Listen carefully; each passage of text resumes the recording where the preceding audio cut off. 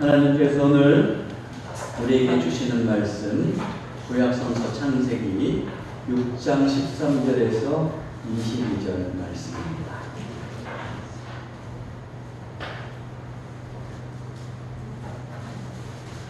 창세기 6장 13절에서 22절 말씀, 이 계시의 말씀을 우리 한 절씩 교독하겠습니다.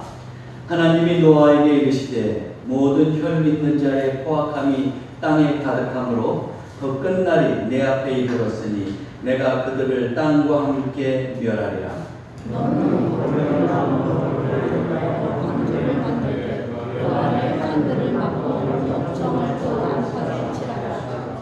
내가 만들 방주는 이러하니 그 길이는 300규빗, 너비는 50규빗, 높이는 30규빗이라.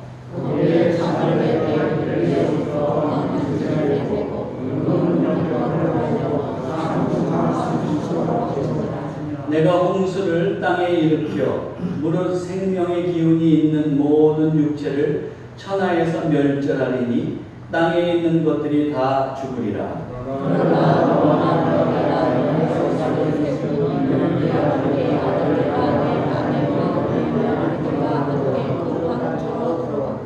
혈육 있는 모든 생물을 너는 각기 암수 한 쌍씩 방주로 이끌어들여 너와 함께 생명을 보존하게 하되 내가 그 종류대로 다시 그 종류대로 땅에 있는 모든 것이 그 종류대로 하나님이 주신 이대로 그 생명을 보존하라. 너는 먹을 모든 양식을 내게로 가져다가 저축하라. 이것이 너와 그들의 먹을 것이 되리라. 노아가 그와 같이 하여 하나님이 자기에게 명하신 대로 다 준행하였더라. 아멘.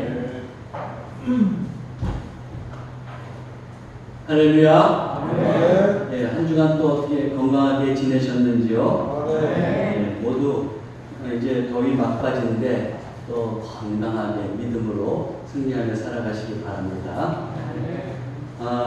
화장실에서 이 변기를 사용하다가 보면 간혹 변기가 막힐 때가 있지 않습니까?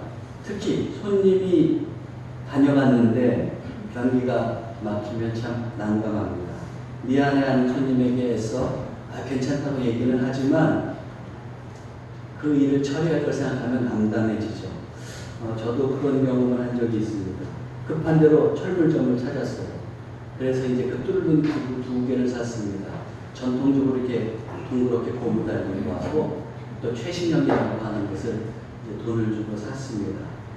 그래서 열심히 뚫으려고 하는데 제가 이 기술이 부족해 하고 잘 안 뚫리고 그 전통적인 그 기계를 쓰다가 그만 막대기가 부러져 버렸습니다. 그래도 최신식을 사길 잘했죠. 그래가지고 좀 돈을 들였지만 그 최신식 기계를 놓고 이제 막 뚫으려고 했어요. 근데 어찌어찌 하다가 보니까 물이 내려갔습니다. 그래서 제가 속으로 그랬죠.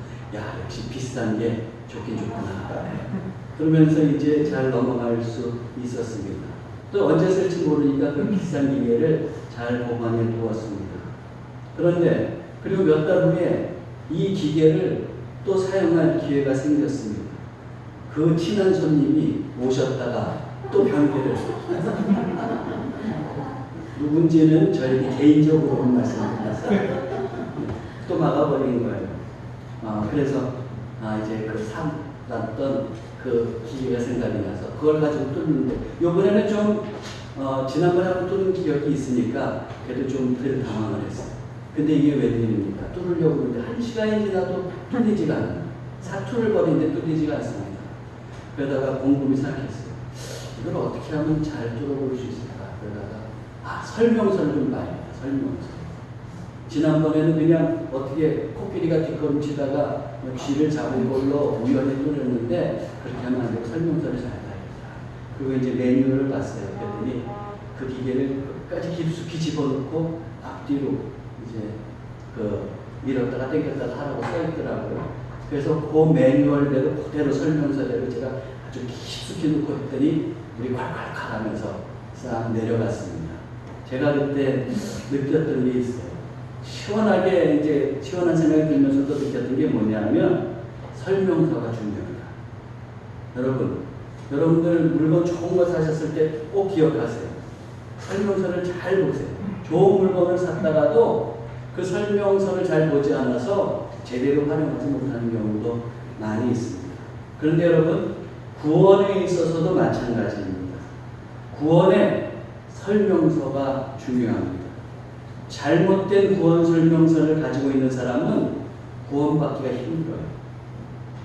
제가 단골로 다니는 옷가게가 있어요. 아니, 옷 수선 가게. 옷 수선 가게 이렇게 바지단을 줄인다든지 그런 가게가 있는데,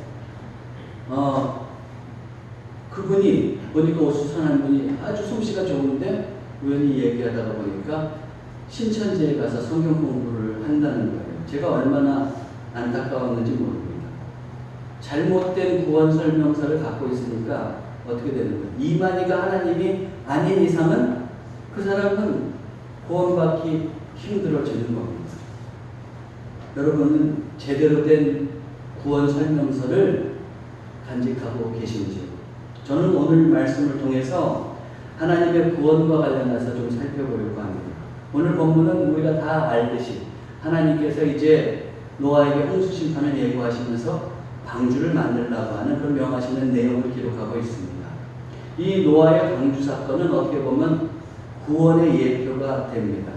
오늘 함께 본문에 나오는 방주 사건을 통해서 우리의 구원이 어떻게 되는지 한번 살펴보려고 합니다. 첫째로 우리는 구원을 받으려면 하나님의 방식을 따라야 합니다. 저를 따라보세요. 하나님의 방식을 따르라. 하나님의 방식을 따르라. 네, 하나님의 방식을 따르라. 구원은 하나님께서 계획하시고 실행하시는 거죠. 구원에 있어서 그러므로 주도권은 누구에게 있느냐? 하나님께 있습니다. 그러므로 구원을 받으려면 우리는 하나님의 방식대로 하나님께서 하시라는 대로 해야 돼요. 오늘 본문을 한번 보세요. 11절에 뭐라고 되어 있었습니까? 그때는 이제 노아의 때라는 거예요. 온 땅이 하나님 앞에 부패하여 포악함이 땅에 가득한지라. 부패하고 포악함이 땅에 가득했어요. 자, 그러니까 이런 시대에 하나님께서는 이제 노아에게 뭐라고 말씀하시느냐? 13절 보니까 하나님이 노아에게 이르시되 모든 혈육 있는 자의 포악함이 땅에 가득함으로 그 끝날이 내 앞에 이르렀으니 내가 그들을 땅과 함께 멸하리라. 하나님께서는 이제 심판하시고 멸하실 계획을 세우신 겁니다. 그리고 이렇게 심판하실 계획을 세우셨는데 그 심판의 방식은 어떤 방식이에요? 17절 내가 홍수를 땅에 일으켜 무릇 생명의 기운이 있는 모든 육체를 천하에서 멸절하리니 땅에 있는 것들이 다 죽어요. 홍수 심판을 하신다는 거예요.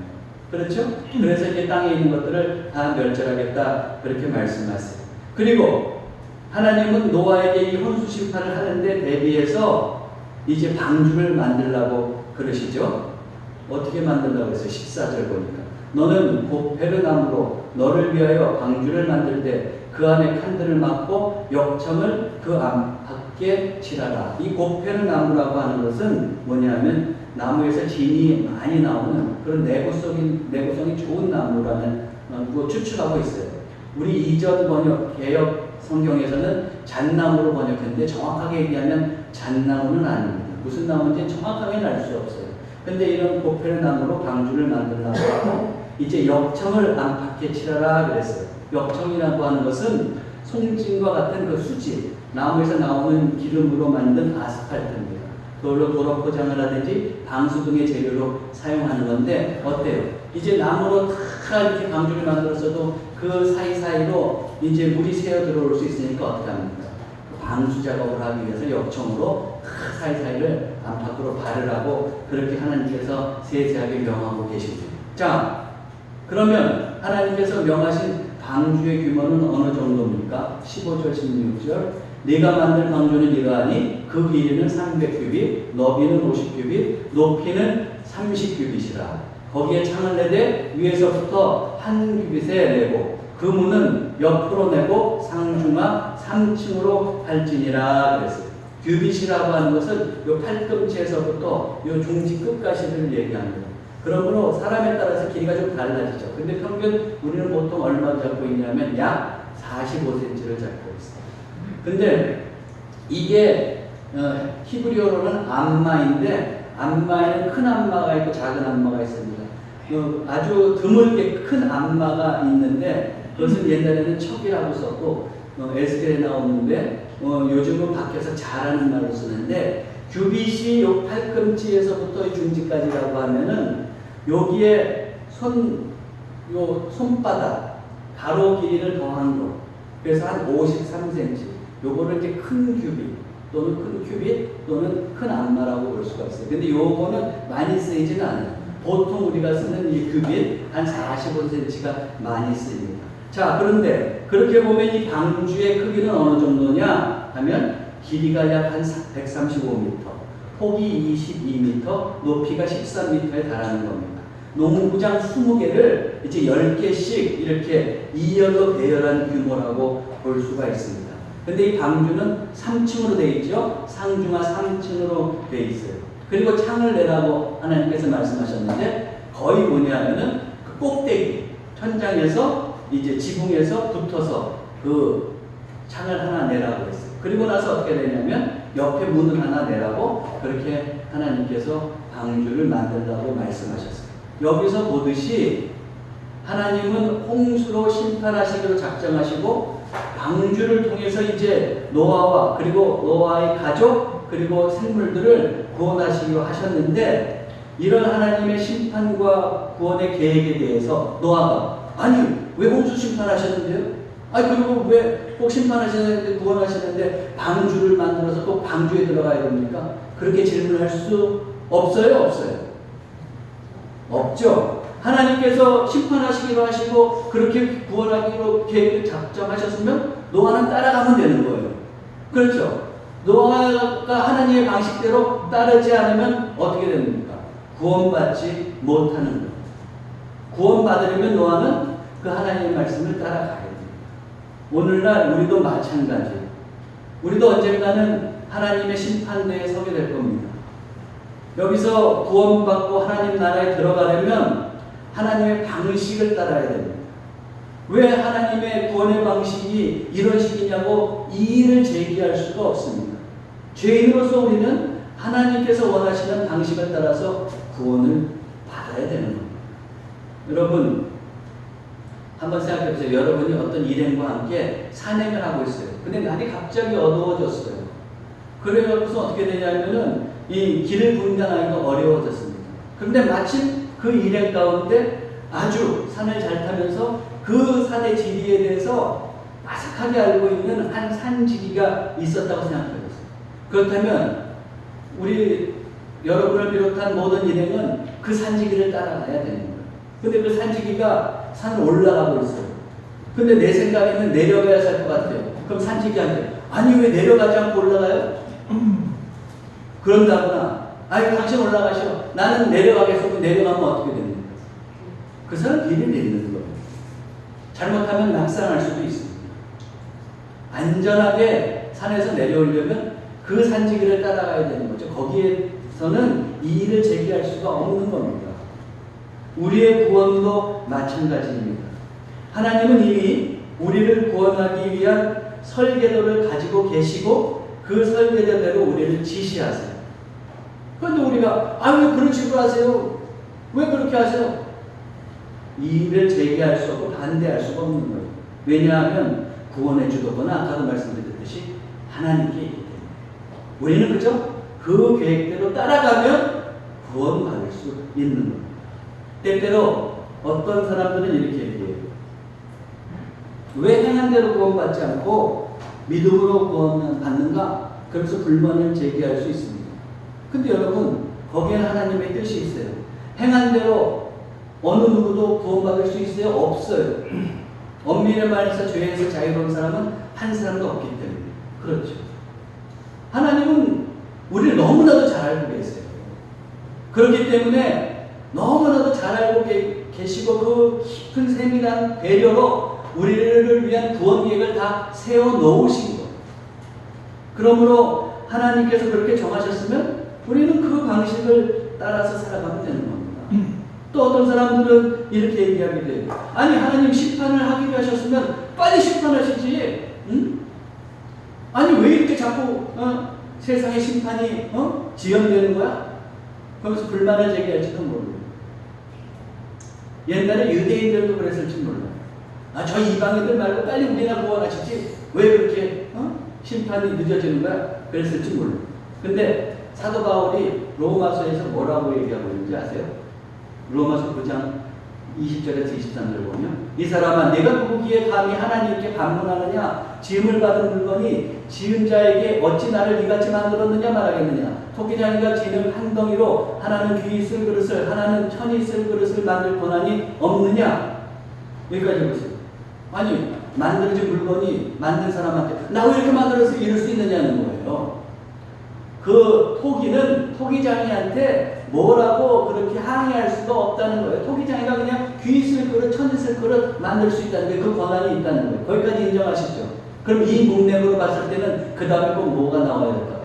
그러므로 하나님은 구원받을 자와 구원받지 못할 자를 다 구분해놨다 이렇게 말씀하실 것 같죠? 그런데 안 그렇다. 보세요. 그 다음에 뭐라고 그랬어요? 만일 하나님이 그의 진노를 보이시고 그의 능력을 알게 하고자 하사 멸하기로 준비된 진노의 그릇을 오래 참으심으로 관용하시고 또한 영광받기로 예비하신 바 긍휼의 그릇에 대하여 그 영광의 풍성함을 알게 하고자 하셨을지라도 무슨 말을 하리요? 한마디로 이런 거예요. 심판받을 자를 정해놓은 걸로 알았는데 자꾸 하나님께서 지원하시는 거예요. 왜 지원하세요? 그렇게 오래 참으시면서 그 사람한테 긍휼을 내비치고 그래서 그 사람이 구원받아서 영광받기로 계획하셨던들 우리가 뭐 할 말이 있느냐 이 말. 그렇죠? 그런데 우리는 어때요? 자꾸 내 방식대로 구원받으려고 하는 거예요. 또는 하나님의 계획이 있는데도 어때요? 그 하나님의 계획에 맞춰서 순종하는 것이 아니고 내 뜻대로 하나님의 계획이 이루어지기를 원할 때가 많이 있어요. 구원에 있어서도 그런 거예요. 그런 걸 여러분 꼭 기억하셔야 돼요. 구원의 주도권은 하나님께 있어요. 그리고 하나님께서 계획하시고 진행해 가시는 거예요. 단지 우리가 해야 될 것은 그 하나님의 계획에 동의하고 순종하는 일이다. 믿으십니까? 예. 사랑하는 성도 여러분, 하나님의 구원의 방식을 따라가시기 바랍니다. 그리하여 마지막에 모두 구원에 이르고 하나님의 백성이 되시기를 바랍니다. 자, 둘째로 우리가 구원을 받으려면 그럼 어떻게 됩니까? 예수 그리스도를 믿어야 돼요. 하나님의 구원의 방식을 따르라고 내가 첫 번째 말씀드렸죠. 그럼 하나님의 구원의 방식은 뭐냐? 예수 그리스도를 통한 구원이에요. 하나님은 우리를 예수 그리스도를 믿음으로 인해서 구원받게 하셨어요. 예수 그리스도께서 우리 죄를 대신해서 십자가를 지심으로 죄값을 치러주셨어요. 그런 주님을 나의 주로 믿고 영접하면 하나님께서는 우리의 죄를 깨끗이 지어주시고 우리를 당신의 자녀로 삼아주시고 구원해주시고 천국의 백성으로 삼아주시는 겁니다. 노아의 방주를 보세요. 하나님께서는 이제 노아에게 방주를 지으실 것을 말씀하시고 방주가 완성되고 홍수 심판이 주어졌을 때 노아가 어떻게 행동해야 되는지 그 행동 요령을 지시하고 계세요. 18절에서 20절 보세요.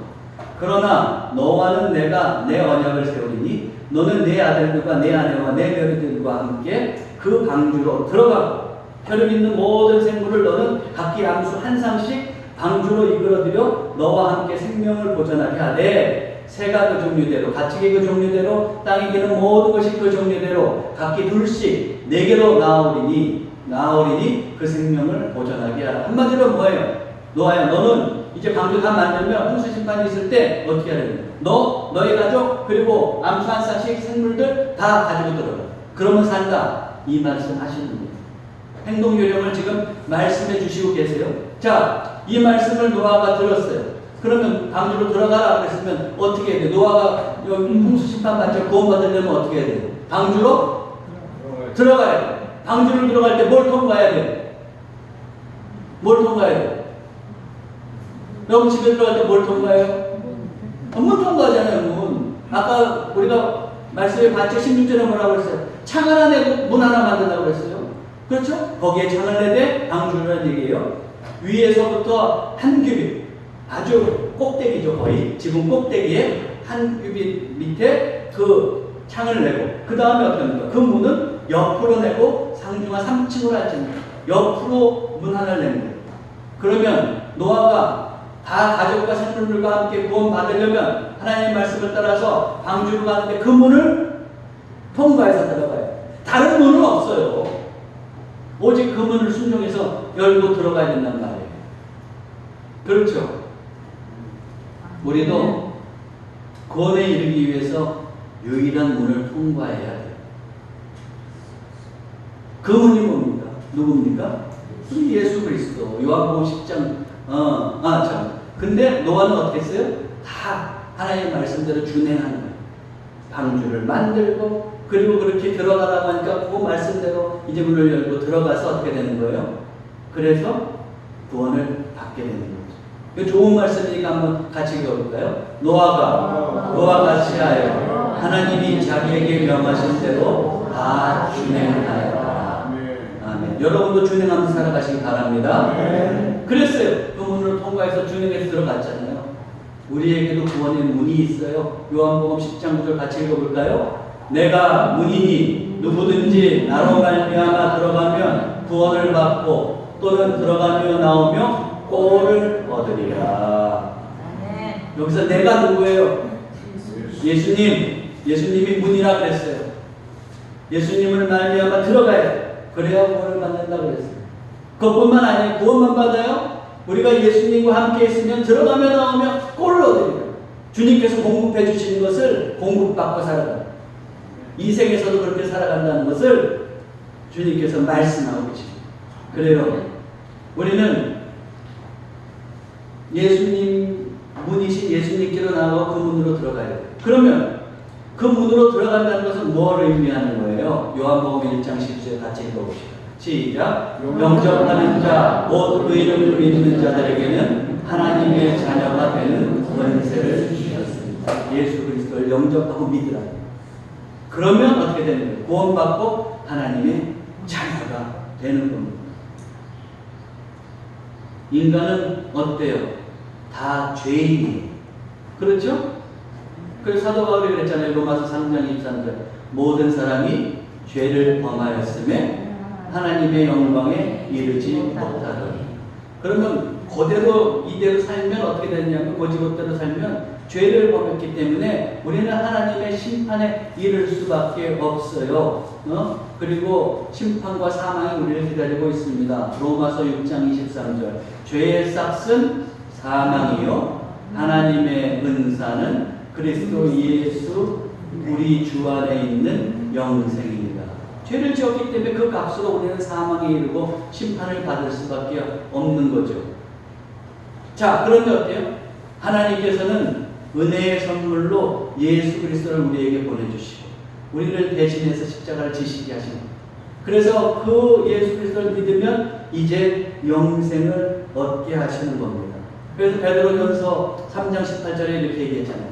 그리스도께서 단번에 죄를 위하여 죽으사 의인으로서 구리한 자를 대신하셨으니 이는 우리를 하나님 앞으로 인도하려 하십니다. 육체로는 죽임을 당하시고 영으로는 살리심을 받으십니다. 주님께서 예수님께서 십자가에 죽으심으로 이제 어떻게 되는 거예요? 우리를 심판받는 하나님께서 하나님 앞에서 멀어지는 그런 사람이 아니라 하나님 앞으로 인도하게 해주신 거예요. 하나님과 함께 거할 수 있고 하나님의 자녀가 될 수 있도록 해주신 겁니다. 그래서 우리가 예수 그리스도를 믿고 영접하고 살아가면 구원의 길이 열리는 거죠. 구원은 돈으로 얻을 수 있는 것이 아닙니다. 또 선행으로 얻을 수 있는 것도 아닙니다. 물론 인간은 그리고 또 특별히 그리스도인은 하나님께서 선행하며 살아가기를 원하세요. 그렇게 살아야 돼요. 믿었다고 구원 받았다고 대충 살거나 근데 그런 그리스도인들은 없죠. 진심으로 은혜 받고 구원 받았다고 하는 사람들은 어떻게 하든 하나님을 기쁘시게 하고 살아가면서 살려고 그러죠. 정말 믿습니다. 그렇죠? 그런데 어때요? 그렇지만 인간이라고 하는 존재는 불완전하기 때문에 선행도 행하지만 가끔 실수도 하고 잘못도 저지르고 죄에 빠질 때도 있어요. 그렇기 때문에 하나님이 인간의 전적인 행위로 선행으로는 구원받을 수가 없습니다. 모든 인간은 아까도 얘기했지만 선행도 행하지만 더불어서 죄도 짓고 살아가기 때문에 여러분 한번 생각해 보세요. 얼마 전에 뉴스에 보니까 어느 모 기업 회장이 굉장히 좋은 일 하셨더라고요. 뭐 자기 고향 사람들, 동창들 다 1억 원씩 주는 뭐 그런 일 했더라고요. 대단해요. 나도 좀 그분 좀 알아놨어요. 좋았어요. 그렇죠? 근데 여러분 한번 생각해 보세요. 어떤 사람이 있어요. 근데 그 사람도 그렇게 좋은 일을 한번 했다고 생각해 보세요. 자기 동네 사람들, 전수일 사람을 전부 다 줬다고 한번 생각해 보세요. 근데 이 사람이 그렇게 좋은 일을 했는데 그런 선행을 해서 사람들은 칭찬받았는데 회사에서 들으면 회사에 그 자기 대기업인데 회사 돈 몇천억 원 횡령했어. 장부를 조작했어. 그리고서는 그 장부 조작한 거를 아는 내부 직원이 있었어. 내부 직원까지 만약에 제거했다 그러면 그 사람 아무리 선한 일을 했다고 해도 그 사람 죄가 있습니까? 있습니까? 그럼 죄값 받아야 되는 거 아니에요? 그렇죠? 우리도 똑같은 존재예요. 때때로 우리는 선한 일을 해요. 그렇지만 어때요? 또 살다가 보면 때때로는 내가 하지 말아야 할 그런 죄에 빠져들기도 한다. 그런데 어떻게 우리가 우리의 선행만으로 구원받을 수 있어요? 우리는 믿음으로 구원받는 거예요. 그래서 에베소서 2장 8절 9절에서 뭐라고 되어 있어요? 같이 읽어볼까요? 너희는 그 은혜에 의하여 믿음으로 말미암아 구원을 받았으니 이것은 너희에게서 나는 것이 아니요 하나님의 선물이라. 행위에서 나는 것이 아니니 이는 누구든지 자랑하지 못하게 함이라. 하나님은 우리의 믿음을 보시고 구원하십니다. 사랑하는 성도 여러분, 우선적으로 죄를 여러분들 고백하시고 예수 그리스도를 영접하고 믿으시기 바랍니다. 이미 그렇게 살고 계시죠? 여러분 꼭 그 예수 그리스도를 향한 믿음을 잊지 말고 꼭 간직하면서 살아가시기 바랍니다. 이 말씀을 정리하려고 해요. 카산드로 크로싱이라고 하는 그런 영어가 있습니다. 이 기차는 이제 막 달려가는데 그 정체를 알 수 없는 희귀한 그 병균을 가지고 있는 한 복인자가 탔어요. 그래가지고 막 이제 우리 코로나처럼 막 이렇게 번지는 거겠죠. 이게 뭐 옛날 영화 같은데 저는 보지는 못하고 어느 분이 글 쓴 걸 보고 이제 내용을 좀 익혔던 건데 그런 거예요. 그런데 이 기차는 어떻게 하냐면 중간에 설 수가 없는 거예요. 수면을 어떻게 돼요? 이 병균이 또 세상에 퍼져나갈 거 아니에요. 쓸 수도 없고 어디까지 가야 되냐면 카산드로 크로스라고 하는 다리를 건너서 끝까지 종착지까지 가야 돼요. 근데 그 다리는 너무 위험해서 오랫동안 쓰지 않았어요. 그러니 한번 생각해 보세요. 기차 안에는 보균자가 있어 점점 퍼져나가. 근데 거기 의사 한 명이 있었는데 의사도 그 원인을 몰라. 그런데 어떻게 되는 거예요? 원인도 알 수 없지. 근데 그냥 기차는 살고 싶은데 쓰지 않고 계속 끝까지 가야 되지. 그 가면서 어디 건너가야 돼? 위험한 다리 카산드로를 건너가야 되는데 그 다리를 건너갈 수 있을지 없을지도 몰라요. 여러분 어떻게 보면 우리의 인생이 이런 암울한 처지에 있는 그 인생과 비유가 되지 않습니까? 많은 그 은유적인 뜻이 담겨있다고 생각합니다. 우리 인생도 마찬가지죠. 언제 우리가 무슨 일을 당할지 모르고 또 언제 심판이 다가올지 모르고 그리고 또 언제 죽음이 우리에게 다가올지 몰라요. 이렇게 기착하고 있는데 그때 하늘에서 헬기가 탁 뜨더니 그러면서 거기서 로프가 하나 내려오고 옆에서 로프가 내려오는 게 아니고 어떻게 하늘에서 그렇죠? 많은 의미가 담겨있죠. 내려오는 그래서 어떻게 됩니까? 기차에서 이제 그 로프에 뭘 묶어가지고 올리는데 사람이 아니에요. 개가 먼저 올라가요. 아마 실험 삼아 개를 먼저 올렸던 거예요. 그런데 어떻게 되냐면 그 헬기에 끈을 묶어갖고 개를 올리니까 개가 어떻게 되느냐? 개가 살아나요. 그 개도 그 병균에 전염되어 있었는데 살아나요. 그때서야 의사가 깨닫는 거예요. 아, 우리 이 안에 있는 사람들도 산소를, 개도 산소를, 새로운 산소를 마시고 살았다고 판단한 거죠. 그러니까 우리도 산소를 마시면 살아나게 되겠구나 하는 거예요. 근데 이제 이 스토리 진행상 거기서는 그 군사 기밀 뭐 작전 때문에 그 뭐 문을 못 열어준다 뭐 그런 것 같아요. 근데 여러분, 우리가 그 안에 있었어요. 근데 산소를 공급받아야 산다 그러면 어떻게 하겠어요? 천장에 뚫려있는 그 환기구 우리 뚫습니까? 뚫습니까? 뚫어야죠. 그것에 대해서 어떻게 하겠어요? 아, 그런다고 살겠어? 그냥 닫아놔요.